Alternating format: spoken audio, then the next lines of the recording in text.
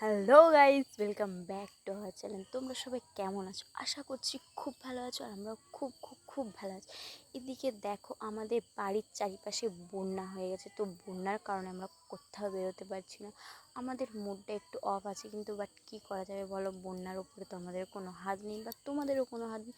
এটা হচ্ছে প্রাকৃতিক দুর্যোগ। তো বন্যার কারণে আমরা কোথাও যেতে পারছি না। আর এদিকে দেখো, আকাশটা ঠিক কতটা সুন্দর লাগছে। নিচটা পুরো সাদা সাদা, বন্যার জল আর নীল আকাশ, কি দারুণ লাগে না? আর এদিকে দেখো, আমার ভাগ্নি মানে আমার বড় ভাগ্নি মাছ বাছছিল। আমাদের বন্যার জলে মাছ ধরে নিয়ে আসা হয়েছিল। মাছগুলো প্রচুর ছোট। ভিডিওতে হয়তো বোঝা যাচ্ছে না মাছগুলো কতটা ছোট, তো বিশ্বাস করো গাইস, মাছগুলো প্রচুর ছোট। এত ছোট মাছ আমি কোনো দিনও দেখিনি। তো ফার্স্ট টাইম মাছগুলো দেখলাম, এত ছোট মাছ।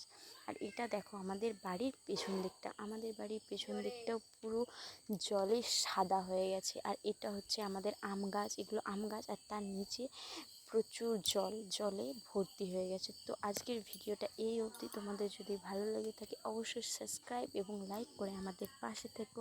ওকে, বাই।